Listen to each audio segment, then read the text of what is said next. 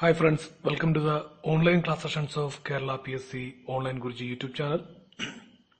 This is Rohit, and in our today's history class we will continue from our previous one, the Governor Generals and Viceroys. In the previous class we have studied till Lord Hardinge first, and today we will start with Lord Dalhousie.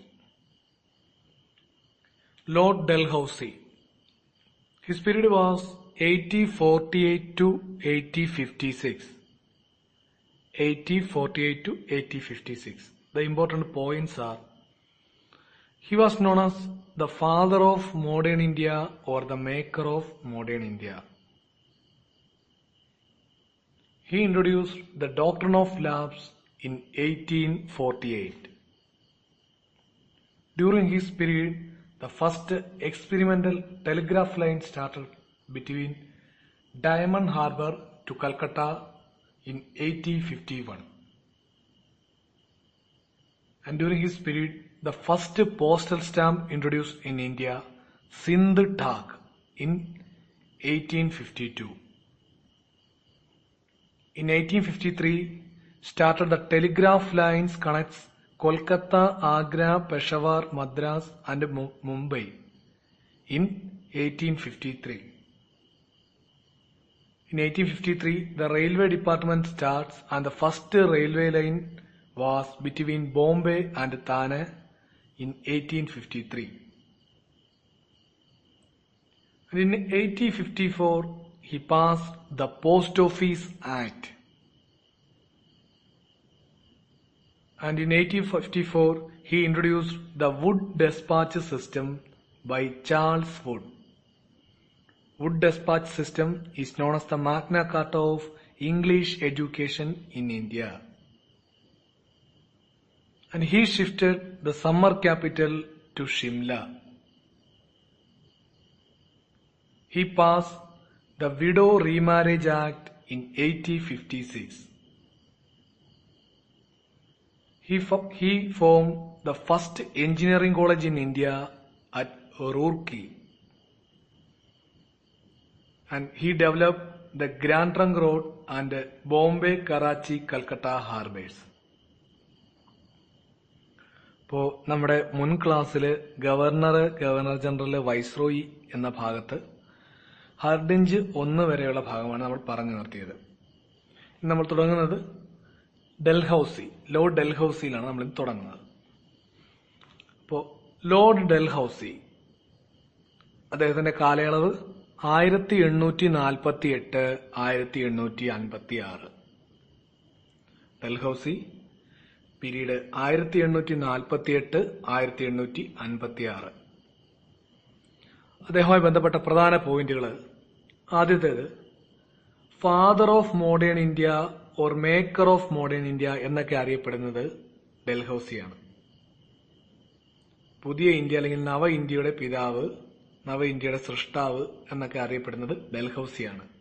Father of modern India or maker of modern India എന്നൊക്കെ അറിയപ്പെടുന്ന British വൈസ്രോയിയാണ്, British governor ജനറലാണ് Dalhousie. ഇനി ഇദ്ദേഹമാണ് ദത്തവകാശ നിരോധന നിയമം അല്ലെങ്കിൽ doctrine of lapse 1848 കൊണ്ടുവരുന്നത്. 1848 ദത്തവകാശ നിരോധന നിയമം അല്ലെങ്കിൽ ഡോക്ട്രിൻ ഓഫ് ലാപ്സ് കൊണ്ടുവന്ന വൈസ്രോയിയാണ് ഡൽഹൌസി. ഇനി പ്രധാനപ്പെട്ട കാര്യങ്ങളാണ്: 1851 പരീക്ഷണാടിസ്ഥാനത്തിൽ ഡയമണ്ട് ഹാർബറിൽ നിന്നും കൽക്കട്ടയിലേക്ക് ഒരു ടെലിഗ്രാഫ് ലൈൻ. 1851 പരീക്ഷണാടിസ്ഥാനത്തിൽ ഒരു ടെലിഗ്രാഫ് ലൈൻ എവിടെ നിന്ന് എങ്ങോട്ട്? ഡയമണ്ട് ഹാർബറിൽ നിന്നും കൽക്കട്ടയിലേക്ക്. 1852 ഇന്ത്യയിലെ ആദ്യത്തെ പോസ്റ്റൽ സ്റ്റാമ്പ്, പേര് സിന്ധ് ടാക്ക്. 1852 ഇന്ത്യയിലെ ആദ്യത്തെ സ്റ്റാമ്പ് പുറത്തിറങ്ങുന്നു. സിന്ധ് ടാക്ക് എന്നാണ് അതിന്റെ പേര്. 1853 കൊൽക്കത്ത, ആഗ്ര, പെഷവാർ, മദ്രാസ്, ബോംബെ എന്നീ സ്ഥലങ്ങളെ കൂട്ടിയോജിപ്പിച്ചുകൊണ്ട് ടെലിഗ്രാഫ് പ്രവർത്തനം ആരംഭിക്കുന്നു. 1853 എന്താണ്? കൊൽക്കത്ത, ആഗ്ര, പെഷവാർ, മദ്രാസ്, മുംബൈ എന്നീ സ്ഥലങ്ങളെ യോജിപ്പിച്ചുകൊണ്ടുള്ള ടെലിഗ്രാഫ് കണക്ഷൻ ആരംഭിക്കുന്നു 1853. പരീക്ഷണാടിസ്ഥാനത്തിൽ ആദ്യമായി തുടങ്ങിയത് 1851 ഡയമണ്ട് ഹാർബറിൽ നിന്നും കൽക്കട്ടയിലേക്കാണ്. പക്ഷെ സിറ്റികളെ തമ്മിൽ ബന്ധിപ്പിച്ചുകൊണ്ടാണ് തുടങ്ങുന്നത് 1853. 1853 ഇന്ത്യയിലെ ആദ്യത്തെ റെയിൽവേ ലൈൻ വരുന്നു, റെയിൽവേ ഡിപ്പാർട്ട്മെന്റ് വരുന്നു. എങ്ങോട്ടാണ് ആദ്യത്തെ റെയിൽവേ ലൈൻ? ബോംബെയിൽ നിന്ന് താനെയിലേക്ക്.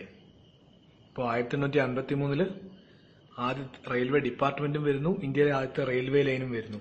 ആദ്യത്തെ റെയിൽവേ ലൈൻ എങ്ങോട്ടാണ്? ബോംബെയിൽ നിന്ന് താനെയിലേക്ക്.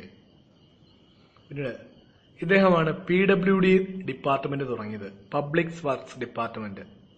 PWD ആരംഭിച്ച ഗവർണർ ജനറൽ ആണ് ഡൽഹൌസി. ഇനി ഇദ്ദേഹം 1854 പോസ്റ്റ് ഓഫീസ് ആക്ട് പാസാക്കി. 1854 പോസ്റ്റ് ഓഫീസ് ആക്ട് പാസാക്കി. 1854 തന്നെ അദ്ദേഹം വുഡ് ഡെസ്പാച്ച് സമ്പ്രദായം കൊണ്ടുവന്നു. ചാൾസ് വുഡിന്റെ നേതൃത്വത്തിൽ കൊണ്ടുവന്ന വുഡ് ഡെസ്പാച്ച് സമ്പ്രദായം കൊണ്ടുവന്നതും 1854. വുഡ് ഡെസ്പാച്ച് സിസ്റ്റം അറിയപ്പെടുന്നത് ഇന്ത്യയിലെ ഇംഗ്ലീഷ് വിദ്യാഭ്യാസത്തിന്റെ മാഗ്ന കാർട്ട എന്നാണ്. Magna Carta of English education. 1854 Wood despatch system കൊണ്ടുവന്ന ഗവർണർ ജനറലാണ് ഡൽഹൌസി. വുഡ് ഡെസ്പാച്ച് സിസ്റ്റം എന്താണെന്നാണ് അറിയപ്പെടുന്നത്? Magna Carta of English education in India. ഇനി വുഡ് ഡെസ്പാച്ച് സിസ്റ്റം ആരുടേതാണ്? Charles Wood. ചാൾസ് വുഡ് എന്നയാളാണ് വുഡ് ഡെസ്പാച്ച് സമ്പ്രദായം കൊണ്ടുവരുന്നത്. പിന്നീട് അടുത്ത point, he pass the widow remarriage act in 1856. അദ്ദേഹം വിധവാ പുനർവിവാഹ നിയമം 1856 പാസാക്കി. 1856 വിധവാ പുനർവിവാഹ നിയമം പാസാക്കി. പിന്നീട് ഇന്ത്യയിലെ ആദ്യത്തെ എഞ്ചിനീയറിംഗ് കോളേജ് റൂർക്കിയിൽ സ്ഥാപിച്ചു. ഇന്ത്യയിലെ ആദ്യത്തെ എഞ്ചിനീയറിംഗ് കോളേജ് റൂർക്കിയിൽ സ്ഥാപിച്ചു.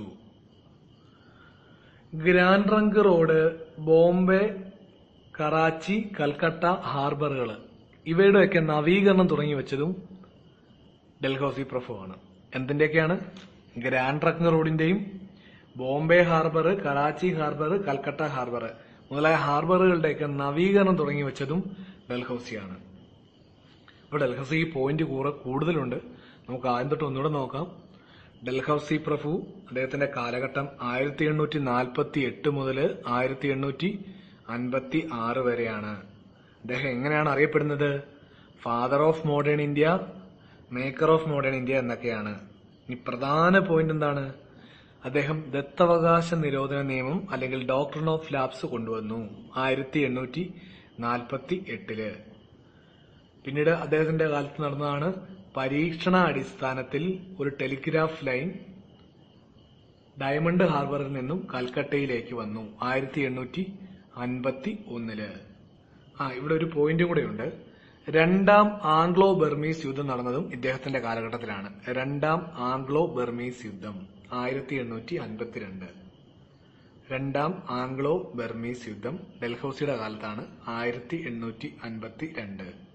അപ്പോൾ ഡൽഹൌസിയെ പറ്റി നമ്മൾ ഇത്ര നേരം പറഞ്ഞത്, അദ്ദേഹം അറിയപ്പെടുന്നത് മോഡേൺ ഇന്ത്യയുടെ പിതാവ് അല്ലെങ്കിൽ മേക്കർ ഓഫ് മോഡേൺ ഇന്ത്യ എന്നൊക്കെയാണ്.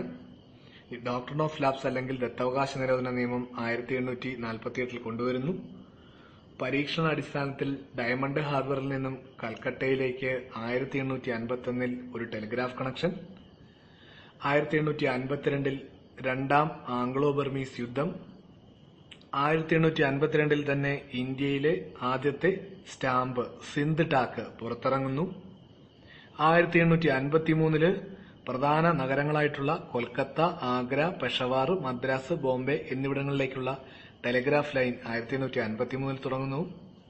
1853 റെയിൽവേ ഡിപ്പാർട്ട്മെന്റ് തുടങ്ങുന്നു. ആദ്യത്തെ റെയിൽവേ ലൈൻ വരുന്നു. ഇവിടെ നിന്ന് എങ്ങോട്ടേക്ക്? ബോംബെയിൽ നിന്നും താനെയിലേക്ക്. ഇനി 1854 എന്തൊക്കെയാണ് നടക്കുന്നത്? ഒന്ന്, വുഡ് ഡെസ്പാച്ച് സമ്പ്രദായം കൊണ്ടുവരുന്നു. വുഡ് ഡെസ്പാച്ച് സമ്പ്രദായം എന്താണ്? വുഡ് ഡെസ്പാച്ച് സമ്പ്രദായം അറിയപ്പെടുന്നത് ഇന്ത്യയിലെ ഇംഗ്ലീഷ് വിദ്യാഭ്യാസത്തിന്റെ മാഗ്ന കാർട്ട എന്നറിയപ്പെടുന്നതാണ് വുഡ് ഡെസ്പാച്ച് സമ്പ്രദായം. ഇത് കൊണ്ടുവന്നത് ചാൾസ് വുഡ് ആണ്. പിന്നീട് ഇദ്ദേഹം ഇന്ത്യയുടെ സമ്മർ ക്യാപിറ്റല് ഷിംലയിലേക്ക് മാറ്റുന്നു. ഇന്ത്യയുടെ വേനൽക്കാല തലസ്ഥാനമായിട്ട് ഷിംലയിലേക്ക് മാറ്റുന്നത് ഡൽഹൌസിയാണ്. പിന്നീട് 1854 തന്നെ അദ്ദേഹം പോസ്റ്റ് ഓഫീസ് ആക്ട് കൊണ്ടുവരുന്നു. Post office act. പിന്നീട് 1856 എന്താണ്?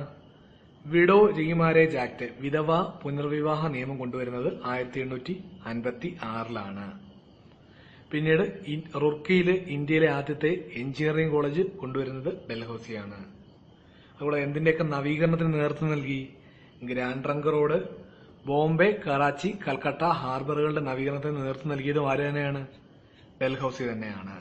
അപ്പൊ അത്രയാണ് ഡൽഹൌസിയെ പറ്റിയുള്ള പോയിന്റുകൾ. പ്രധാനപ്പെട്ടത് ദത്തവകാശ നിരോധന നിയമം, ഷിംലയിലേക്ക് ഇന്ത്യയുടെ സമ്മർ ക്യാപിറ്റൽ മാറ്റിയത്, വിധവാ പുനർവിവാഹ നിയമം 1856. Next one is Lord Canning. Lord Canning's period was 1856 to 1858. He was the last Governor General of India. The important points were: he was the Governor General during the First War of Indian Independence 1857. He established the universities of Bombay, Calcutta, Madras in 1857. അപ്പോൾ അടുത്തത് Lord Canning. Canning പ്രഭു ആണ് അടുത്തത്. Canning പ്രഭുവിന്റെ കാലാവധിയാണ് 1856 1858. ഇദ്ദേഹമാണ് ഇന്ത്യയിലെ അവസാനത്തെ governor general. Governor general of India എന്ന പദവിയിലിരുന്ന അവസാനത്തെ വ്യക്തിയാണ് ലോർഡ് കാനിങ്. ഇദ്ദേഹവുമായി ബന്ധപ്പെട്ട പ്രധാനപ്പെട്ട 2 പോയിന്റുകളാണ്: ഇദ്ദേഹം ഗവർണർ ജനറൽ ആയിരിക്കുമ്പോഴാണ് ഇന്ത്യയുടെ ഒന്നാം സ്വാതന്ത്ര്യ സമരം, first war of Indian independence 1857 നടക്കുന്നത്. ഇനി 1857 ബോംബെ, കൽക്കട്ട, മദ്രാസ് എന്നിവിടങ്ങളിൽ യൂണിവേഴ്സിറ്റി സ്ഥാപിച്ച ഗവർണർ ജനറലാണ് കാനിങ്. അപ്പോ ലോർഡ് കാനിങ് ആണ് അവസാനത്തെ ഇന്ത്യയുടെ ഗവർണർ ജനറൽ ഓഫ് ഇന്ത്യ. അദ്ദേഹത്തിന്റെ കാലാവധിയാണ് 1856 1858. എന്തൊക്കെയാണ് അദ്ദേഹവുമായി ബന്ധപ്പെട്ട 2 പ്രധാന പോയിന്റ്? ഒന്ന്, ഇന്ത്യയുടെ ഒന്നാം സ്വാതന്ത്ര്യ സമരം, first war of Indian independence സമയത്തെ ഗവർണർ ജനറൽ ആയിരുന്നു കാനിങ്. ഇനി ബോംബെ, കൽക്കട്ട, മദ്രാസ് എന്നിവിടങ്ങളിൽ സർവകലാശാലകൾ അല്ലെങ്കിൽ യൂണിവേഴ്സിറ്റികൾ സ്ഥാപിച്ച ഗവർണർ ജനറലാണ് കാനിങ്. വർഷം 1857. അപ്പോൾ നമ്മൾ ഗവർണർ ജനറൽ ഓഫ് ഇന്ത്യ എന്ന പദവിയിലിരുന്നവരെ പറ്റിയാണ് നോക്കിയത്. ആ പദവിയിൽ ആദ്യം വന്ന വ്യക്തിയാണ് വില്യം ബെന്റിക്. അതിനുശേഷം വന്നതാണ് ചാൾസ് മെറ്റ്കാഫ്. അതിനുശേഷം ഓക്ലാൻഡ്. അതിനുശേഷം എലൻബറോയ്ക്ക് ശേഷം ഹർഡിഞ്ച് ഒന്നാമൻ. അതിനുശേഷം ഡൽഹൌസി. അതിനുശേഷം കാനിങ്. ഇത്രയും പേരാണ് ഗവർണർ ജനറൽ ഓഫ് ഇന്ത്യ എന്ന പദവിയിൽ ഇരുന്ന വ്യക്തികൾ. Next we will discuss about the Viceroys of India. The Viceroys of India. By the 1858 the Government of India Act or the Queen's Proclamation Act, the Governor General of India became the Viceroy of India. By the 1858 Queen's Proclamation Act or the Government of India Act, the Governor General of India became Viceroy of India. The first one is Lord Canning. Lord Canning. His period was 1858 to 1861. 1858 to 1861. The important points were: he was the first Viceroy of India. During his period, the Indigo Revolt happened in 1859-1860. He passed the Bengal Rent Act 1859. He repealed the doctrine of lapse by Dalhousie in 1859. During his tenure, the White Mutiny of 1859 happened. And he abolished the slave trade in 1860. During his period, the enactment of Criminal Procedure Code and Indian Penal Code (CRPC and IPC) formed in 1860 under the leadership of Lord Macaulay. Macaulay is known as the father of Indian Penal Code. And he introduced the income tax system in 1860. He introduced the budget system in 1860. He passed the Councils Act, Indian Councils Act in 1861. And he formed the Archaeological Survey of India in 1861. And he started portfolio system in 1861. അപ്പോൾ നമ്മൾ governor general of India എന്ന പദവിയെ പറ്റി നോക്കിക്കഴിഞ്ഞു. അടുത്തതായി നോക്കുന്നതാണ് വൈസ്രോയിമാർ, ഇന്ത്യയുടെ വൈസ്രോയിമാർ. 1858 ക്യൂൻസ് proclamation act അല്ലെങ്കിൽ government of India act വന്നതിന് ശേഷം ഗവർണർ ജനറൽ ഓഫ് ഇന്ത്യ എന്ന പദവി മാറി വൈസ്രോയി ഓഫ് ഇന്ത്യ എന്നായി മാറി. 1858 ക്യൂൻസ് പ്രൊക്ലമേഷൻ ആക്ട് അല്ലെങ്കിൽ ഗവൺമെന്റ് ഓഫ് ഇന്ത്യ ആക്ട് വന്നപ്പോൾ ഗവർണർ ജനറൽ ഓഫ് ഇന്ത്യ എന്നുള്ളത് മാറി വൈസ്രോയി ഓഫ് ഇന്ത്യ എന്നായി മാറി. ആ പദവിയിലെത്തിയ ആദ്യത്തെ വ്യക്തിയാണ് ക്യാനിങ്, ലോർഡ് ക്യാനിങ്. അദ്ദേഹമാണ് ഇന്ത്യയിലെ അവസാനത്തെ ഗവർണർ ജനറലും ആദ്യത്തെ വൈസ്രോയി. ഇപ്പൊ ക്യാനിങ്ങിനെ പറ്റി നോക്കാം. ലോർഡ് ക്യാനിങ്, അദ്ദേഹത്തിന്റെ കാലാവധി 1858 1861. ക്യാനിങ് പ്രഭു കാലാവധി 1858 1861. ഇനി അദ്ദേഹവുമായി ബന്ധപ്പെട്ട അദ്ദേഹം വൈസ്രോയി ആയിരുന്നപ്പോഴുള്ള പ്രധാന പോയിന്റുകൾ നോക്കാം. ആദ്യത്തേത്, അദ്ദേഹമാണ് ഫസ്റ്റ് വൈസ്രോയി ഓഫ് ഇന്ത്യ. ഇന്ത്യയിലെ ആദ്യത്തെ വൈസ്രോയി ക്യാനിങ് പ്രഭു ആണ്. രണ്ടാമത്തെ പോയിന്റ്, അദ്ദേഹത്തിന്റെ കാലത്താണ് ബംഗാളിലെ നീലം കലാപം പൊട്ടിപ്പുറപ്പെടുന്നത്. 1859 1860 കാലഘട്ടത്തിലെ ബംഗാളിലെ നീലം കലാപം ക്യാനിങ് പ്രഭുവിന്റെ കാലഘട്ടത്തിലാണ്. ഇദ്ദേഹം ബംഗാൾ റെന്റ് ആക്ട് പാസാക്കിയത് 1859. 1859 ബംഗാൾ റെന്റ് ആക്ട് പാസാക്കി. 1859 തന്നെയാണ് വൈറ്റ് മ്യൂട്ടണി അല്ലെങ്കിൽ വൈറ്റ് കലാപം ഇന്ത്യയിൽ നടന്നത്. പിന്നീട് 1860 IPC CRPC criminal procedure code അഥവാ CRPCയും ഇന്ത്യൻ പീനൽ കോഡ് അഥവാ IPCയും ഇന്ത്യൻ ക്രിമിനൽ നിയമത്തിന്റെ അടിസ്ഥാന വസ്തുതകളായിട്ടുള്ള CRPCയും IPCയും രൂപം കൊള്ളുന്നത് ഇദ്ദേഹത്തിന്റെ കാലഘട്ടത്തിൽ 1860 അതിന് നേതൃത്വം കൊടുത്തതാണ് മക്കാളെ പ്രഭു. മക്കാളെ പ്രഭു അറിയപ്പെടുന്നത് എന്താണ്? IPCയുടെ പിതാവെന്നാണ്. IPCയുടെ പിതാവെന്നറിയപ്പെടുന്നത്, ഇന്ത്യൻ പീനൽ കോഡിന്റെ പിതാവെന്നറിയപ്പെടുന്നത് മക്കാളെ പ്രഭു ആണ്. ഇനി ഇദ്ദേഹത്തിന്റെ കാലത്ത് അടിമ കച്ചവടം നിർത്തലാക്കി 1860. ഇദ്ദേഹത്തിന്റെ കാലത്ത് ഇൻകം ടാക്സ് സിസ്റ്റവും ബജറ്റ് സിസ്റ്റവും കൊണ്ടുവന്നു 1860. പിന്നീട് ഇന്ത്യൻ കൌൺസിൽസ് ആക്ട് പാസാക്കി 1861. 1861 ആർക്കിയോളജിക്കൽ സർവേ ഓഫ് ഇന്ത്യ രൂപം കൊണ്ടു. 1861 തന്നെ പോർട്ട്ഫോളിയോ സിസ്റ്റം തുടങ്ങി. അപ്പോ ക്യാനിങ്ങിനെ പറ്റി പറയുകയാണെങ്കിൽ അദ്ദേഹത്തിന്റെ കാലയളവ് 1858 1861. അദ്ദേഹം ആരാണ്? ഇന്ത്യയിലെ ആദ്യത്തെ വൈസ്രോയിയായി ചാർട്ട് എടുത്ത ആളാണ്. ഇനി അദ്ദേഹത്തിന്റെ കാലഘട്ടത്തിൽ നടന്ന പ്രധാന സംഭവങ്ങൾ നോക്കാം. 1859 എന്തൊക്കെ നടന്നു? ബംഗാളിലെ നീലം കലാപം, IndiGo revolt in Bengal 1859 1860. Bengal rent act പാസാക്കി 1859.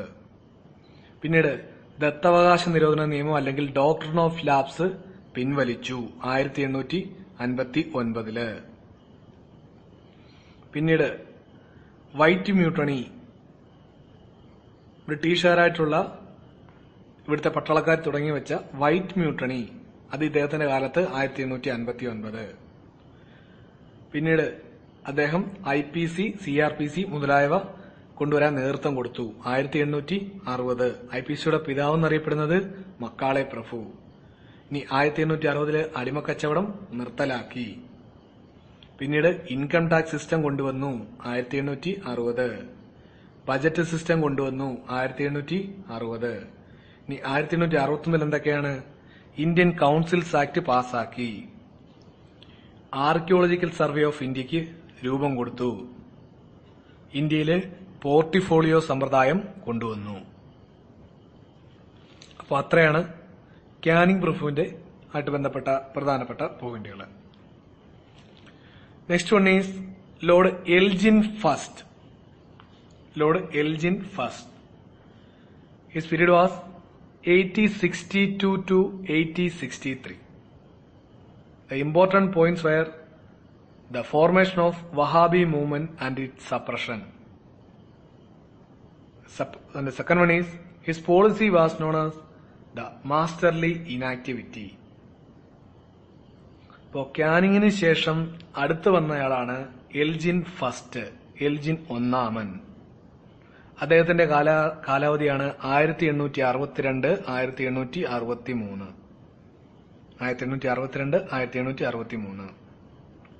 ഇദ്ദേഹവുമായി ബന്ധപ്പെട്ട പ്രധാനപ്പെട്ട പോയിന്റുകൾ രണ്ടെണ്ണമാണ്. ഇദ്ദേഹത്തിന്റെ കാലഘട്ടത്തിലാണ് വഹാബി മൂവ്മെന്റ് രൂപം കൊള്ളുന്നതും അടിച്ചമർത്തുന്നതും. വഹാബി മൂവ്മെന്റിന്റെ സപ്രഷൻ അല്ലെങ്കിൽ അടിച്ചമർത്തൽ എൽജിൻ ഫസ്റ്റ് അല്ലെങ്കിൽ എൽജിൻ ഒന്നാമന്റെ കാലഘട്ടത്തിലാണ്. ഇനി ഇദ്ദേഹത്തിന്റെ പോളിസി എങ്ങനെയാണ് അറിയപ്പെട്ടിരുന്നത്? Masterly inactivity. മാസ്റ്റർലി ഇനാക്ടിവിറ്റി എന്നറിയപ്പെട്ടിരുന്ന പോളിസി ആരുടേതാണ്? എൽജിൻ ഒന്നാമന്റേത്. ഇപ്പൊ എൽജിൻ ഒന്നാമൻ കാലഘട്ടം 1862 1863. എന്തൊക്കെയാണ് പ്രധാനപ്പെട്ട പോയിന്റുകൾ? വഹാബി മൂവ്മെന്റ് അടിച്ചമർത്തി. അതുപോലെ അദ്ദേഹത്തിന്റെ പോളിസി എങ്ങനെയാണ് അറിയപ്പെട്ടിരുന്നത്? Masterly inactivity. Next one is John Lawrence. John Lawrence. His period was 1864 to 1869.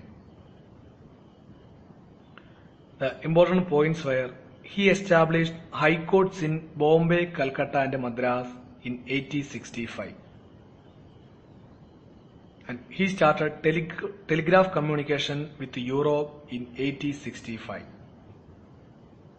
And he declared Shimla as the summer capital of India in 1864.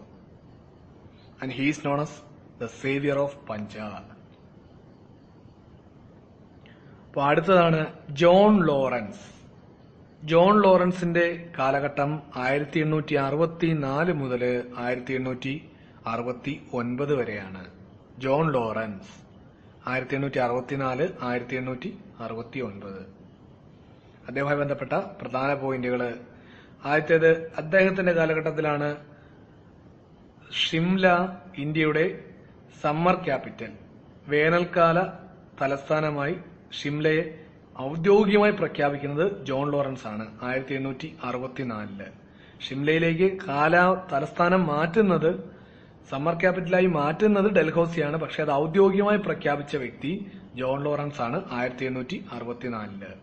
ഇദ്ദേഹം അറിയപ്പെടുന്നത് സേവിയർ ഓഫ് പഞ്ചാബ്, പഞ്ചാബിന്റെ രക്ഷകൻ എന്നറിയപ്പെടുന്ന വൈസ്രോയി ജോൺ ലോറൻസ് ആണ്. ഇനി ഇദ്ദേഹത്തിന്റെ കാലഘട്ടത്തിലാണ് ബോംബെ, കൽക്കട്ട, മദ്രാസ് എന്നിവിടങ്ങളിൽ ഹൈക്കോടതികൾ സ്ഥാപിക്കുന്നത് 1865. ബോംബെ, കൽക്കട്ട, മദ്രാസ് എന്നിവിടങ്ങളിൽ ഹൈക്കോടതി സ്ഥാപിച്ച വൈസ്രോയിയാണ് ജോൺ ലോറൻസ് 1865. 1865 തന്നെ ഇദ്ദേഹം ഇന്ത്യയും യൂറോപ്പുമായിട്ടുള്ള ടെലിഗ്രാഫ് കമ്മ്യൂണിക്കേഷൻ തുടക്കം കുറിക്കുന്നു. 1865 ഇന്ത്യയും യൂറോപ്പുമായിട്ടുള്ള ടെലിഗ്രാഫ് കമ്മ്യൂണിക്കേഷൻ തുടക്കം കുറിക്കുന്നു. അപ്പോ ജോൺ ലോറൻസ് അദ്ദേഹത്തിന്റെ കാലഘട്ടം 1864 1869. അദ്ദേഹം എങ്ങനെയാണ് അറിയപ്പെടുന്നത്? Saviour of Punjab. Saviour of Punjab എന്നറിയപ്പെടുന്നതാണ് ജോൺ ലോറൻസ്. 1864 എന്താണ്? ഇദ്ദേഹം സിംലയെ ഇന്ത്യയുടെ വേനൽക്കാല തലസ്ഥാനമായിട്ട് ഔദ്യോഗികമായിട്ട് പ്രഖ്യാപിച്ചു. 1865 രണ്ട് പോയിന്റുകൾ ഏതൊക്കെയാണ്? ബോംബെ, കൽക്കട്ട, മദ്രാസ് എന്നിവിടങ്ങളിൽ ഹൈക്കോടതി സ്ഥാപിച്ചു 1865. അതുകൂടാതെ ഇന്ത്യയും യൂറോപ്പുമായിട്ടുള്ള ടെലിഗ്രാഫ് കമ്മ്യൂണിക്കേഷൻ ആരംഭിച്ചു. അപ്പൊ അത്രയാണ് John Lawrence. Next one is Mayo, Lord Mayo. His period was 1869 to 1872. 1869 to 1872. He is known as the father of decentralization of finance. That is giving more power related to financial dealings to the lower authorities or the local administrations. He established the Rajkot College at Kathiawar and Mayo College at Ajmer. He started the Statistical Survey of India. He started the Department of Agriculture and Commerce. And he passed the Indian Evidence Act in 1872. The first census in India happened during the period of Lord Mayo in 1872. And in 1872, he was killed by Sher Ali Afridi at Andaman Island. He is the only viceroy killed during of his time. അടുത്തത് Lord മയോ, മയോ പ്രഭു. അദ്ദേഹത്തിന്റെ കാലഘട്ടം 1869 1872. 1869 1872 മയോ. അദ്ദേഹവുമായി ബന്ധപ്പെട്ട പോയിന്റുകളാണ്. ആദ്യത്തേത് ഡീസെൻട്രലൈസേഷന്റെ പിതാവ്, father of decentralisation എന്നറിയപ്പെടുന്നത് മയോ പ്രഭുവാണ്. Decentralisation കൊണ്ട് ഉദ്ദേശിക്കുന്നത് സാമ്പത്തികപരമായ കാര്യങ്ങളിൽ താഴേക്കിടയിലുള്ള അഡ്മിനിസ്ട്രേഷൻ, താഴേക്കുള്ള ഉദ്യോഗസ്ഥർക്ക് അതിൽ കൂടുതൽ സ്വാതന്ത്ര്യം കൊടുക്കുന്നതാണ് ഡീസെൻട്രലൈസേഷൻ. അവർ കൂടുതൽ അധികാരം നൽകുക, സാമ്പത്തിക കാര്യങ്ങളിൽ ഇടപെടുന്നതിന് വേണ്ടിയിട്ട് താഴെയുള്ള അധികാരി വർഗത്തിന് കൂടുതൽ അധികാരങ്ങൾ കൈമാറുന്നതാണ് ഡീസെൻട്രലൈസേഷൻ ഓഫ് ഫിനാൻസ്. അപ്പം മയോ പ്രഭു അറിയപ്പെടുന്നത് father of decentralisation of finance എന്നാണ്. ഇനി ഇദ്ദേഹവുമായി ബന്ധപ്പെട്ട മറ്റു പോയിന്റുകളാണ്. ഇദ്ദേഹം കത്തിയവാറിൽ രാജ്കോട്ട് കോളേജും അജ്മീറിൽ മയോ കോളേജും സ്ഥാപിച്ചു. കത്തിയവാറിൽ രാജ്കോട്ട് കോളേജും അജ്മീറിൽ മയോ കോളേജും സ്ഥാപിച്ചു. പിന്നീട് സ്റ്റാറ്റിസ്റ്റിക്കൽ സർവേ ഓഫ് ഇന്ത്യ തുടങ്ങി. സ്റ്റാറ്റിസ്റ്റിക്കൽ സർവേ ഓഫ് ഇന്ത്യ തുടങ്ങി. Department of agriculture and commerce ആരംഭിച്ചു. Department of agriculture and commerce ആരംഭിച്ചു. ഇദ്ദേഹത്തിന്റെ കാലത്താണ് 1872 ഇന്ത്യൻ എവിഡൻസ് ആക്ട് അല്ലെങ്കിൽ ഇന്ത്യൻ തെളിവ് നിയമം പാസാക്കുന്നത്. Indian evidence act 1872. ഇനി 1872 ഇന്ത്യയിലെ ആദ്യത്തെ സെൻസസ് നടക്കുന്നത് മയോയുടെ ഭരണകാലത്താണ്. 1872 ഇന്ത്യയിലെ ആദ്യത്തെ സെൻസസ് മയോ. ഇനി 1872 ആൻഡമാനിൽ വെച്ച് ഷേർ അലി അഫ്രീഡി എന്നൊരു തടവുകാരനാൽ കൊല്ലപ്പെട്ടു. 1872 ആൻഡമാൻ ഐലൻഡിൽ വെച്ച് ഷേർ അലി അഫ്രീഡി എന്നൊരു തടവുകാരനാൽ കൊല്ലപ്പെട്ടു. ഭരണത്തിലിരിക്കെ കൊല്ലപ്പെടുന്ന ഒരേ ഒരു വൈസ്രോയിയാണ് മയോ. ഭരണത്തിലിരിക്കെ കൊല്ലപ്പെടുന്ന ഒരേ ഒരു വൈസ്രോയി. അപ്പോൾ മയോ പ്രഭു അദ്ദേഹത്തിന്റെ കാലഘട്ടം 1869 1872. എന്താണ് അറിയപ്പെടുന്നത് ഇദ്ദേഹം? Father of decentralisation of finance എന്നറിയപ്പെടുന്നത് മയോ ആണ്. അദ്ദേഹം 2 കോളേജുകൾ സ്ഥാപിച്ചു. എവിടൊക്കെയാണ്?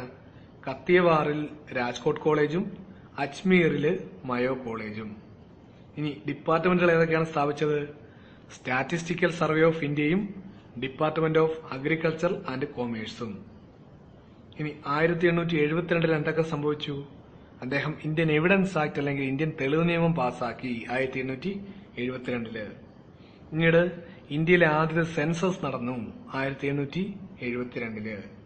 1872 അദ്ദേഹം കൊല്ലപ്പെട്ടു. ആരാൽ? ഷേർ അലി അഫ്രീഡി എന്നൊരു തടവുകാരനാൽ. എവിടെ വെച്ച്? ആൻഡമാൻ ദ്വീപുകളിൽ വെച്ച്. ഔദ്യോഗിക പദവിയിലിരിക്കെ കൊല്ലപ്പെട്ട ഒരേ ഒരു വൈസ്രോയിയാണ് Lord Mayo. Next one is Northbrook. Northbrook, his period is 8072 to 8076. 8072 to 8076. He is known as the believer of free trade. That is, he gives relaxation to some of the trade tax formalities. And during his period, the Kukka rebellion in Punjab happened. And during his period, the Prince of Wales visited India in 8075. അപ്പോൾ അടുത്തത് Northbrook ആണ്. Northbrook പ്രഭുവിന്റെ കാലാവധിയാണ് 1872 1876. 1872 1876 north brook. ഇദ്ദേഹം അറിയപ്പെടുന്നത് believer of free trade എന്നാണ്. Believer of free trade. അദ്ദേഹം വ്യാപാര വാണിജ്യ മേഖലകളിലെ നികുതി ഇളവ് ഏർപ്പെടുത്തിയ വൈസ്രോയിയാണ് നോർത്ത് ബ്രൂക്ക്. അതുകൊണ്ട് അദ്ദേഹം അറിയപ്പെടുന്നത് ബിലീവർ ഓഫ് ഫ്രീ ട്രേഡ് എന്നാണ്. ഇനി ഇദ്ദേഹത്തിന്റെ കാലഘട്ടത്തിലാണ് പഞ്ചാബിലെ കുക്ക റിബലിയൻ നടക്കുന്നത്. പഞ്ചാബിലെ കുക്ക റിബലിയൻ നടക്കുന്നത് ലോർഡ് നോർത്ത് ബ്രൂക്കിന്റെ കാലത്തിലാണ്. ഇനി ഇദ്ദേഹത്തിന്റെ കാലഘട്ടത്തിലാണ് 1875 ഇന്ത്യ പ്രിൻസ് ഓഫ് വെയിൽസ് സന്ദർശിക്കുന്നത്. പ്രിൻസ് ഓഫ് വെയിൽസ് രാജകുമാരൻ ഇന്ത്യ സന്ദർശിച്ച വർഷമാണ് 1875. ഇപ്പോൾ നോർത്ത് ബ്രൂക്ക് അദ്ദേഹത്തിന്റെ കാലഘട്ടം 1872 1876. പ്രധാനപ്പെട്ട പോയിന്റുകളിൽ ഒന്ന്, അദ്ദേഹം അറിയപ്പെടുന്നത് എങ്ങനെയാണ്? Believer of free trade. അതെന്തുകൊണ്ടാണ്? റിലാക്സേഷൻ, ടാക്സ് റിലാക്സേഷൻ ട്രേഡിൽ നൽകുന്നതുകൊണ്ട് അദ്ദേഹം എങ്ങനെ അറിയപ്പെട്ടു? Believer of free trade. ഇനി മറ്റു രണ്ട് പോയിന്റുകൾ ഏതൊക്കെയാണ്? ഇദ്ദേഹത്തിന്റെ കാലഘട്ടത്തിലാണ് പഞ്ചാബിലെ കുക്ക റിബലിയൻ നടക്കുന്നത്. അതുകൂടാതെ പ്രിൻസ് ഓഫ് വെയിൽസ് രാജകുമാരൻ ഇന്ത്യ സന്ദർശിക്കുന്നത് 1875. അപ്പൊ അത്രയാണ് north brook. Next one is Lytton, an important one. Lytton. His period was 8076 to 8080. 8076 to 8080. He was known as the Viceroy of reverse character. His pen name was Owen Meredith. Owen Meredith. And he was holding the Grand Delhi Darbar in 8077 to decorate the Queen Victoria the title Kaiser-e-Hind, that is the Empress of India. He lowered the maximum age from 21 years to 90 for civil service examination. He passed the Vernacular Press Act or the Gagging Act in 1878. He passed the Arms Act in 1878. He started the statutory civil service. And during his period, the Second Anglo-Afghan War occurred in 1878. അപ്പോൾ അടുത്തത് വളരെ പ്രധാനപ്പെട്ട ഒരു വൈസ്രോയിയാണ് Lord Lytton. Lord Lytton 1876 1880. 1876 1880. അദ്ദേഹം അറിയപ്പെട്ടിരുന്നത് viceroy of reverse character എന്നാണ്. പിന്തിരിപ്പൻ ചിന്താഗതികളുടെ വൈസ്രോയി എന്നറിയപ്പെട്ടിരുന്നത് ലിട്ടൺ ആണ്. Viceroy of reverse character. അദ്ദേഹത്തിന്റെ തൂലികാനാമമായിരുന്നു ഓവൻ മെറിഡിത്ത്. Owen Meredith. അപ്പോ ഓവൻ മെറിഡിത്ത് എന്ന തൂലികാനാമമുള്ള വൈസ്രോയി ആരായിരുന്നു? ലിട്ടൺ. ലിട്ടൺ പ്രഭുവിന്റെ തൂലികാനാമമാണ് ഓവൻ മെറിഡിത്ത്. ഇനി 1877 വിക്ടോറിയ രാജ്ഞിക്ക് കൈസർ ഇ ഹിന്ദ്, അതായത് എംപ്രസ് ഓഫ് ഇന്ത്യ എന്ന ടൈറ്റിൽ കൊടുക്കുന്നതിന് വേണ്ടി ഒരു ഡൽഹി ദർബാർ വിളിച്ചു ചേർത്തത് ഇദ്ദേഹമാണ്. 1877. 1877 ഗ്രാൻഡ് ഡൽഹി ദർബാർ എന്തിനു വേണ്ടിയിട്ടാണ്? വിക്ടോറിയ രാജ്ഞിക്ക് കൈസർ ഇ ഹിന്ദ് എന്ന ബഹുമതി നൽകാൻ വേണ്ടിയിട്ട്. കൈസറി ഹിന്ദ് എന്ന് പറഞ്ഞാൽ എംപ്രസ് ഓഫ് ഇന്ത്യ എന്നാണ്. അപ്പൊ അതിനു വേണ്ടിയിട്ട് 1877 ഡൽഹിയിൽ ഒരു ദർബാർ, ഗ്രാൻഡ് ഡൽഹി ദർബാർ വിളിച്ചു ചേർത്തത് ലിട്ടൺ പ്രഭുവാണ്.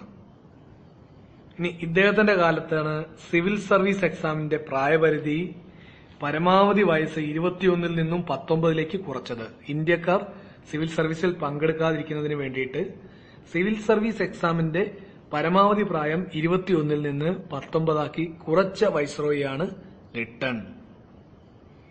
ഇനി 1878 കുപ്രസിദ്ധമായ വെർണാക്കുലർ പ്രസ് ആക്ട് അല്ലെങ്കിൽ ഗാഗിംഗ് ആക്ട് അല്ലെങ്കിൽ നാട്ടുഭാഷാ പത്ര നിയമം പാസാക്കുന്നത്. ഇപ്പൊ വെർണാക്കുലർ പ്രസ് ആക്ട് അല്ലെങ്കിൽ ഗാഗിംഗ് ആക്ട് അല്ലെങ്കിൽ നാട്ടുഭാഷാ പത്ര നിയമം ലിട്ടൺ പ്രഭു പാസാക്കിയ വർഷമാണ് 1878. 1878 തന്നെ ഇദ്ദേഹം ആംസ് ആക്ടും പാസാക്കി, ആയുധ നിയമവും പാസാക്കി. ഇനി ഇദ്ദേഹമാണ് സ്റ്റാറ്റ്യൂട്ടറി സിവിൽ സർവീസ്, നിർബന്ധിത സേവനം തുടങ്ങിവെച്ച വൈസ്രോയിയാണ് ലിട്ടൺ. Statutory civil service. ഇനി ഇദ്ദേഹത്തിന്റെ കാലത്താണ് രണ്ടാം ആംഗ്ലോ അഫ്ഗാൻ വാർ നടക്കുന്നത്. 1878 രണ്ടാം ആംഗ്ലോ അഫ്ഗാൻ യുദ്ധം നടക്കുന്നത് ലിട്ടൺ പ്രഭുവിന്റെ കാലഘട്ടത്തിലാണ്, 1878. അപ്പോ ലിട്ടൺ പ്രഭുവാണ് അടുത്ത് നോക്കുന്ന വൈസ്രോയി. അദ്ദേഹത്തിന്റെ കാലഘട്ടം 1876 1880. അദ്ദേഹം എങ്ങനെയാണ് അറിയപ്പെട്ടിരുന്നത്? വൈസ്രോയി ഓഫ് റിവേഴ്സ് ക്യാരക്ടർ, പിന്തിരിപ്പൻ ആശയങ്ങളുള്ള വൈസ്രോയി. ഇനി അദ്ദേഹത്തിന്റെ തൂലികാനാമം എന്തായിരുന്നു? Owen Meredith. ഓവൻ മെറിഡിത്ത് എന്നായിരുന്നു ലിട്ടൺ പ്രഭുവിന്റെ തൂലികാനാമം. ഇനി 1877 ഡൽഹിയിൽ അദ്ദേഹം ഒരു ദർബാർ വിളിച്ചു ചേർത്തു. എന്തിനു വേണ്ടിയിട്ടായിരുന്നു? വിക്ടോറിയ രാജ്ഞിക്ക് കൈസറി ഹിന്ദ് എന്ന സ്ഥാനപ്പേര് നൽകുന്നതിന് വേണ്ടിയിട്ട്. പിന്നീട് ഇദ്ദേഹം സിവിൽ സർവീസ് എക്സാമിന്റെ പരമാവധി പ്രായപരിധി എത്രയിൽ നിന്ന് എത്ര ആക്കി? 21 നിന്നും 19 കുറച്ചു. പിന്നീട് 1878 2 നിയമങ്ങൾ പാസാക്കി, കുപ്രസിദ്ധമായിട്ടുള്ള. ഏതൊക്കെയാണത്? ഒന്ന് വെർണാക്കുലർ പ്രസ് ആക്ട് അല്ലെങ്കിൽ ഗാഗിംഗ് ആക്ട് അല്ലെങ്കിൽ നാട്ടുഭാഷാ പത്ര നിയമം. രണ്ടാമത്തത് ആംസ് ആക്ട് അല്ലെങ്കിൽ ആയുധ നിയമം. ഇനി നിർബന്ധിത സേവനം തുടങ്ങിവെച്ച വൈസ്രോയി ആരാണ്? ലിട്ടൺ പ്രഭുവാണ്. ഇനി ലിട്ടൺ പ്രഭുവിന്റെ കാലത്ത് നടന്ന പ്രധാന യുദ്ധം ഏതാണ്? രണ്ടാം ആംഗ്ലോ അഫ്ഗാൻ യുദ്ധം 1878. Next one was also an important one, Lord Ripon. Lord Ripon. His period was 8080 to 8084. He was known by the names the most popular viceroy, the true friend of India, the father of local self-government in India, the Gladstone agent of India. And he passed the first Factories Act in 1881. He was passed the first decennial and regular census in 1881. The first decennial and regular census in 1881 happened during the period of Lord Ripon. The first census started at the time of Mayo, but the first regular census started in 1881 at the time of Ripon. He repealed the Vernacular Press Act in 1882. And he appointed Hunter Commission for Education Reforms in 1882. He formed the local self-government system in 1882. And he also raised the maximum age of civil service from 19 to 21. Due to the Ilbert Bill controversy in 1883, he resigned in 1884. അപ്പോൾ അടുത്ത് നമുക്ക് നോക്കാനുള്ളത് വളരെ പ്രധാനപ്പെട്ട ഒരു viceroy തന്നെയാണ് Ripon പ്രഭു, Lord Ripon. 1880 മുതൽ 1884 വരെയാണ് Ripon പ്രഭുവിന്റെ കാലാവധി. 1880 മുതൽ 1884 വരെ. അദ്ദേഹം അറിയപ്പെട്ടിരുന്ന പേരുകളാണ് most popular viceroy, true friend of India, father of local self government in India, Gladstone agent of India എന്നൊക്കെ. അതായത് ഇന്ത്യയിലെ തദ്ദേശ സ്വയംഭരണത്തിന്റെ പിതാവ്, ഇന്ത്യക്കാരുടെ ശരിയായ ചങ്ങാതി, ഇന്ത്യയുടെ നേരായ വഴിക്ക് നയിക്കുന്ന സഹായി, ഏറ്റവും പ്രശസ്തനായ പോപ്പുലറായ വൈസ്രോയി എന്നൊക്കെ അറിയപ്പെട്ടിരുന്നത് ആരാണ്? റിപ്പൺ പ്രഭുവാണ്. അതിൽ പ്രധാനപ്പെട്ടതാണ് father of local self government, തദ്ദേശ സ്വയംഭരണ സംവിധാനത്തിന്റെ പിതാവ് എന്നറിയപ്പെടുന്നത് റിപ്പൺ പ്രഭു ആണ്. ഇനി ഇദ്ദേഹത്തിനുമായിട്ട് ബന്ധപ്പെട്ട പ്രധാന പോയിന്റുകളാണ് 1881 ഒന്നാം ഫാക്ടറീസ് ആക്ട് പാസാക്കി. 1881 ഒന്നാം ഫാക്ടറി നിയമം പാസാക്കി. 1881 10 വർഷം കൂടുമ്പോഴുള്ള റെഗുലർ സെൻസസ് എന്ന സമ്പ്രദായം കൊണ്ടുവന്നു. ഇന്ത്യയിലെ ആദ്യത്തെ റെഗുലർ സെൻസസ് നടക്കുന്നത് റിപ്പണിന്റെ കാലത്ത് 1881 ആദ്യത്തെ സെൻസസ് മയോപ്രഭുവിന്റെ കാലത്താണെങ്കിലും ആദ്യത്തെ റെഗുലർ സെൻസസും 10 വർഷം കൂടുമ്പോഴുള്ള സെൻസസ് രീതിയും കൊണ്ടുവന്നത് റിപ്പണിന്റെ കാലത്ത് 1881 പിന്നീട് 1882 കുപ്രസിദ്ധമായ വെർണാക്കുലർ പ്രസ് ആക്ട് അല്ലെങ്കിൽ നാട്ടുഭാഷാ പത്ര നിയമം പിൻവലിച്ചത് റിപ്പൺ പ്രഭുവാണ് 1882. 1882 ഇംഗ്ലീഷ് വിദ്യാഭ്യാസത്തിന്റെ പുനരുദ്ധാരണത്തിനായിട്ട് ഹണ്ടർ കമ്മീഷനെ നിയോഗിച്ചത് റിപ്പൺ പ്രഭുവാണ്. 1882 ഹണ്ടർ കമ്മീഷനെ അപ്പോയിന്റ് ചെയ്തു ഇംഗ്ലീഷ് വിദ്യാഭ്യാസത്തിന്റെ പുനരുദ്ധാരണത്തിന്. ഇനി 1882 തദ്ദേശ സ്വയംഭരണ സമ്പ്രദായം ആരംഭിച്ചു. ലോക്കൽ സെൽഫ് ഗവൺമെന്റ് സിസ്റ്റം തുടങ്ങി 1882. ഇനി ഇദ്ദേഹമാണ് സിവിൽ സർവീസിന്റെ പരമാവധി കാലാവധി അല്ലെങ്കിൽ പ്രായപരിധി 19 നിന്നും 21 ഉയർത്തിയത്. 21 നിന്നും 19 താഴ്ത്തി വെച്ചത് ലിട്ടൺ ആണ്. 19 നിന്നും 21 ഉയർത്തി ഇന്ത്യക്കാരെ സഹായിച്ച വ്യക്തിയാണ് റിപ്പൺ. 1883 ഇൽബർട്ട് ബിൽ വിവാദവുമായി ബന്ധപ്പെട്ട് ഇദ്ദേഹം 1884 രാജിവെച്ചു. അപ്പൊ ഇൽബർട്ട് ബിൽ വിവാദം 1883, അദ്ദേഹം രാജിവെച്ചത് 1884. അപ്പൊ അടുത്തത് റിപ്പൺ പ്രഭുവിനെയാണ് നമ്മൾ നോക്കിയത്. അദ്ദേഹത്തിന്റെ കാലാവധി 1880, 1884. അദ്ദേഹം അറിയപ്പെട്ടിരുന്ന പല പേരുകളിലാണ്. Most popular viceroy, true friend of India, Gladstone agent of India. അതിൽ ഏറ്റവും പ്രധാനപ്പെട്ട ഏതാണ്? Father of local self government, ഇന്ത്യയുടെ തദ്ദേശ സ്വയംഭരണ സംവിധാനത്തിന്റെ പിതാവ്. പിന്നെ ഇദ്ദേഹത്തിന്റെ കാലഘട്ടത്തിൽ നടന്ന പ്രധാന പോയിന്റുകൾ ഏതൊക്കെയാണ്? ഒന്നാം ഫാക്ടറീസ് ആക്ട് അല്ലെങ്കിൽ ഒന്നാം ഫാക്ടറി നിയമം 1881. 1881 മറ്റൊരു പോയിന്റ് ഏതാണ്? 10 വർഷം കൂടുമ്പോഴുള്ള റെഗുലർ സെൻസസ് തുടങ്ങിയത് റിപ്പൺ പ്രഭുവിന്റെ കാലഘട്ടത്തിലാണ് 1881. ഇനി 1882 എന്തൊക്കെയാണ് പോയിന്റ്? നാട്ടുഭാഷാ പത്ര നിയമം അല്ലെങ്കിൽ വെർണക്കുലർ പ്രസ് ആക്ട് പിൻവലിച്ചു. പിന്നീട് ഹണ്ടർ കമ്മീഷനെ ഇംഗ്ലീഷ് വിദ്യാഭ്യാസത്തിന്റെ പുനരുദ്ധാരണത്തിനായിട്ട് നിയോഗിച്ചു. ഇന്ത്യയിൽ തദ്ദേശ സ്വയംഭരണ സമ്പ്രദായം തുടങ്ങി. 1882. പിന്നീട് ഇന്ത്യൻ സിവിൽ സർവീസിലെ പ്രായപരിധി എത്രയിൽ നിന്ന് എത്ര ആക്കി? 19 നിന്നും 21 ഉയർത്തി. പിന്നീട് ഇൽബർട്ട് ബിൽ വിവാദം ഉണ്ടായി. വർഷം 1883. അദ്ദേഹം രാജിവെച്ചത് 1884. അപ്പൊ അത്രയാണ് റിപ്പൺ പ്രഭുവുമായി ബന്ധപ്പെട്ട പ്രധാന പോയിന്റുകൾ. Next one is Lord Dufferin. Lord Dufferin. His period was 1884 to 1888. 1884 to 1888.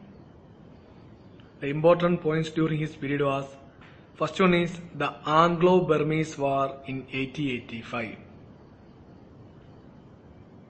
The formation of Indian National Congress in 1885. And he passed the Bengal Tenancy Act in 1885. And he appointed a Public Service Commission in 1886. He described the Indian National Congress as a microscopic minority. This was his famous comment related to Indian National Congress. A microscopic minority.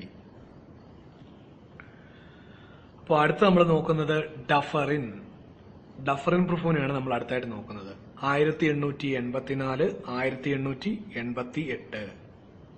1884, 1888. Dufferin പ്രഭുവുമായി ബന്ധപ്പെട്ട പ്രധാന പോയിന്റുകളാണ്. ആദ്യത്തേത് 1885 മൂന്നാം Anglo Burmese യുദ്ധം. 1885 മൂന്നാം Anglo Burmese യുദ്ധം.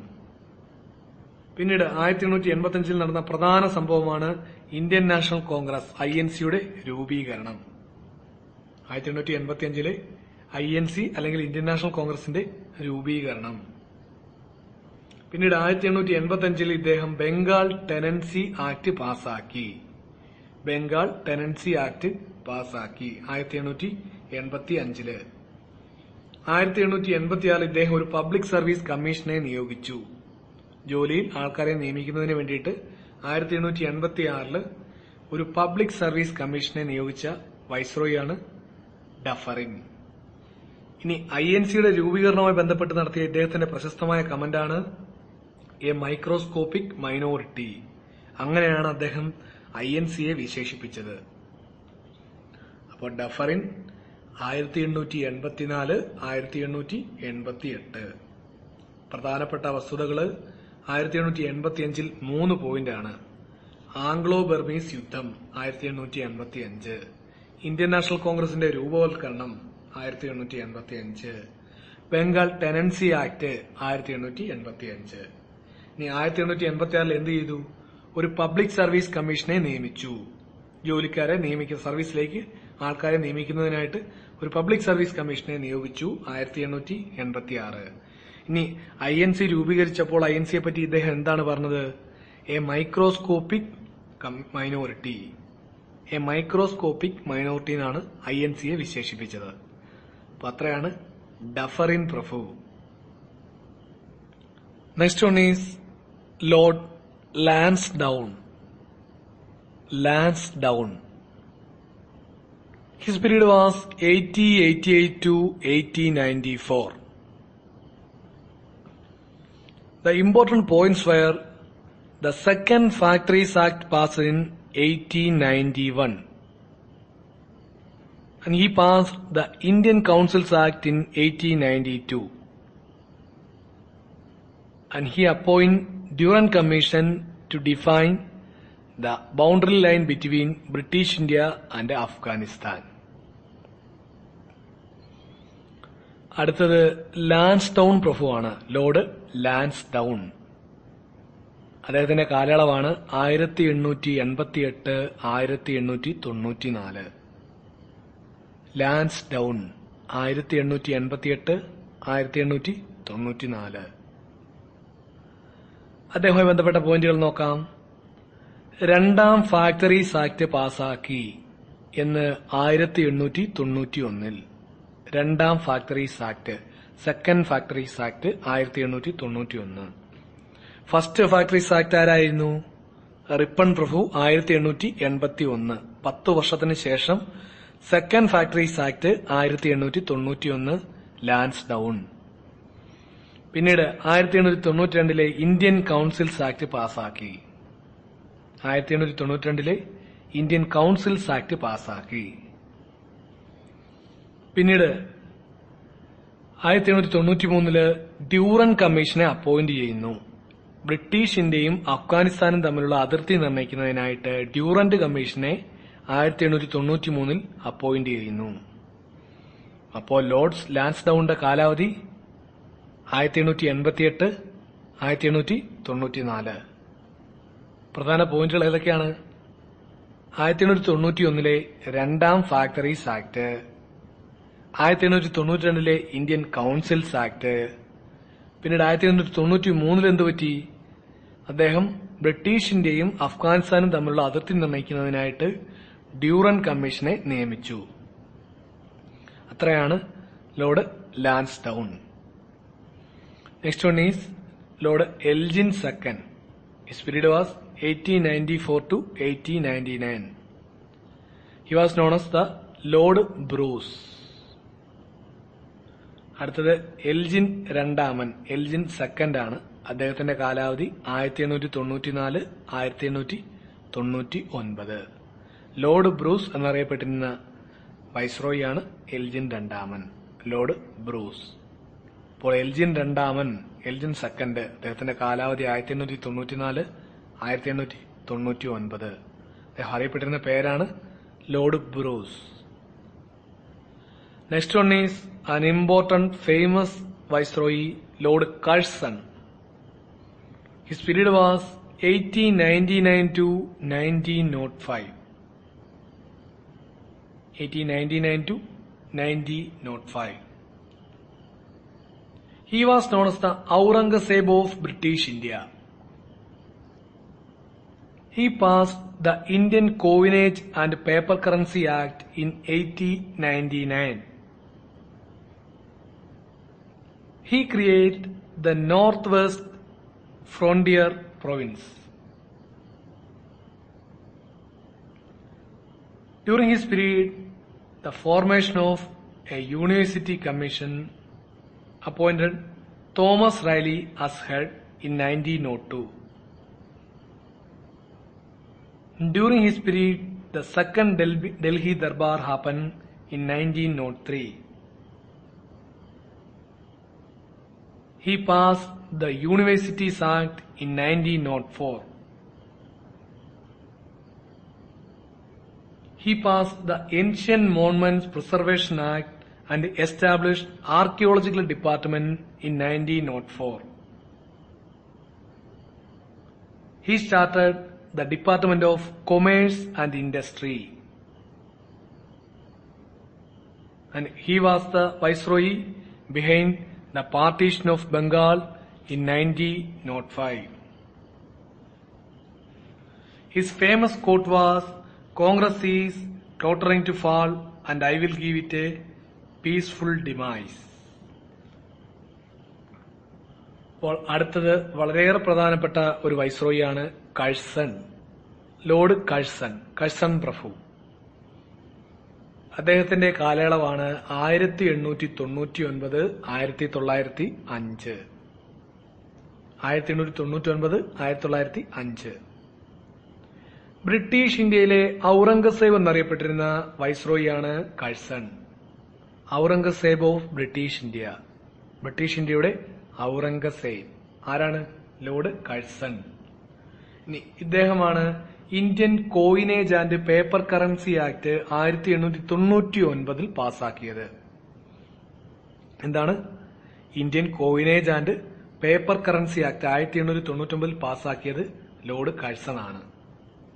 ഇനി ഇന്ത്യയിൽ പുതിയതായിട്ട് വടക്കു പടിഞ്ഞാറൻ അതിർത്തി പ്രദേശങ്ങൾ എന്ന പേരിൽ നോർത്ത് വെസ്റ്റ് ഫ്രണ്ടിയർ പ്രൊവിൻസ് തുടങ്ങിയത് കഴ്സൺ ആണ്. അല്ലെങ്കിൽ നോർത്ത് വെസ്റ്റ് ഫ്രണ്ടിയർ പ്രൊവിൻസ് രൂപം കൊടുത്തത് കഴ്സൺ ആണ്. 1902 തോമസ് റൈലി തലവനായിട്ട് ഇദ്ദേഹം ഒരു യൂണിവേഴ്സിറ്റി കമ്മീഷനെ നിയമിക്കുന്നു. 1902 തോമസ് റൈലി തലവനായിട്ട് ഒരു യൂണിവേഴ്സിറ്റി കമ്മീഷനെ നിയമിക്കുന്നു. 1903 രണ്ടാം ഡൽഹി ദർബാർ നടത്തു. 1903 രണ്ടാം ഡൽഹി ദർബാർ നടത്തി. പിന്നീട് 1904 യൂണിവേഴ്സിറ്റീസ് ആക്ട് പാസാക്കി. 1902 യൂണിവേഴ്സിറ്റി കമ്മീഷൻ വന്നത്. 1904 യൂണിവേഴ്സിറ്റീസ് ആക്ട് പാസാക്കി. 1904 തന്നെ ചരിത്ര പൗരാണിക സ്മാരകങ്ങളുടെ സംരക്ഷണത്തിനായിട്ടുള്ള നിയമം ഏൻഷ്യന്റ് മോണമെന്റ്സ് പ്രിസർവേഷൻ ആക്ട് പാസാക്കി. അതിനോടൊപ്പം ആർക്കിയോളജിക്കൽ ഡിപ്പാർട്ട്മെന്റും സ്ഥാപിച്ചു 1904. എന്താണ്? ഏൻഷ്യന്റ് മോണമെന്റ്സ് പ്രിസർവേഷൻ ആക്ട്, ചരിത്ര പൗരാണിക സ്മാരകങ്ങളുടെ സംരക്ഷണ നിയമം. അതിനോടൊപ്പം ആർക്കിയോളജിക്കൽ ഡിപ്പാർട്ട്മെന്റും തുടങ്ങി 1904. പിന്നീട് കൊമേഴ്സ് ആൻഡ് ഇൻഡസ്ട്രി ഡിപ്പാർട്ട്മെന്റ് ആരംഭിച്ചു. കൊമേഴ്സ് ആൻഡ് ഇൻഡസ്ട്രി ഡിപ്പാർട്ട്മെന്റ് ആരംഭിച്ചു.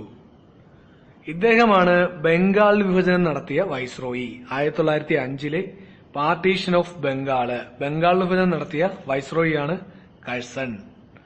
ഇദ്ദേഹം കോൺഗ്രസിനെ പറ്റി പറഞ്ഞ എന്താണ്? ഇന്ത്യൻ നാഷണൽ കോൺഗ്രസിന്റെ സമാധാനപരമായ ചരമത്തെ വിളിച്ചറിയിക്കാൻ എത്തിയ ആളാണ് താനെന്നാണ് കഴ്സൺ പ്രഭു പറഞ്ഞത്. ഇന്ത്യയിലെ കോൺഗ്രസിന്റെ സമാധാനപരമായ ചരമത്തെ വിളിച്ചറിയിക്കാൻ എത്തിയ ആൾ എന്നാണ് കഴ്സൺ പ്രഭു പറഞ്ഞത്. അപ്പോ കഴ്സൺ കാലഘട്ടം 1899 1905. എന്താണ് അറിയപ്പെടുന്നത്? ബ്രിട്ടീഷ് ഇന്ത്യയിലെ ഔറംഗസേബ്. ഇനി 1899 എന്താണ്? Indian coinage and paper currency act പാസാക്കി. പിന്നീട് നോർത്ത് വെസ്റ്റ് ഫ്രണ്ടിയർ പ്രൊവിൻസ്, വടക്കു പടിഞ്ഞാറൻ അതിർത്തി പ്രദേശങ്ങൾ എന്നുള്ള രീതിയിൽ പുതിയൊരു പ്രൊവിൻസ് ക്രിയേറ്റ് ചെയ്തു. 1902 തോമസ് റൈലി അധ്യക്ഷനായിട്ട് ഒരു യൂണിവേഴ്സിറ്റി കമ്മീഷനെ അപ്പോയിന്റ് ചെയ്തു. 1902 തോമസ് റൈലി അധ്യക്ഷനായിട്ട് ഒരു യൂണിവേഴ്സിറ്റി കമ്മീഷൻ. 1903 ഡൽഹിയിലെ രണ്ടാം ദർബാർ. 1904 രണ്ട് പോയിന്റുകളാണ്. ഒന്നാമത്തത് യൂണിവേഴ്സിറ്റീസ് ആക്ട് പാസാക്കി. രണ്ടാമത്തത് ഏൻഷ്യൻ മോൺമെന്റ്സ് പ്രിസർവേഷൻ ആക്ട്, ചരിത്ര പൌരാണിക സ്മാരകങ്ങളുടെ സംരക്ഷണ നിയമം പാസാക്കി. അതോടൊപ്പം ആർക്കിയോളജിക്കൽ ഡിപ്പാർട്ട്മെന്റും സ്ഥാപിച്ചു 1904. പിന്നീട് അദ്ദേഹം സ്ഥാപിച്ച ഡിപ്പാർട്ട്മെന്റ് ഏതാണ്? Department of commerce and industry. പിന്നീട് വളരെ പ്രധാനപ്പെട്ട പോയിന്റ് ഏതാണ്? ബംഗാൾ വിഭജനം നടത്തിയ വൈസ്രോയിയാണ് ആര്? കഴ്സൺ. Partition of Bengal. ഏതാണ് വർഷം? 1905. പിന്നെ അദ്ദേഹം പറഞ്ഞ പ്രശസ്തമായ വാക്യം ഏതാണ്? ഇന്ത്യയിലെ കോൺഗ്രസിന്റെ സമാധാനപരമായ ചരമത്തെ വിളിച്ചറിയിക്കാൻ എത്തിയ ആളാണ് താനെന്ന് പറഞ്ഞത് കഴ്സൺ ആണ്. അത്രയാണ് കഴ്സൺ.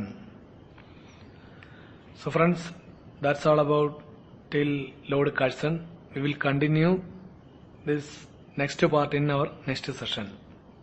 നമ്മൾ ഇതിനെ തുടർന്ന് വരുന്ന വൈസ്രോയിമാരെ പറ്റി വരും ക്ലാസ്സുകളിൽ ചർച്ച ചെയ്യും. നന്ദി.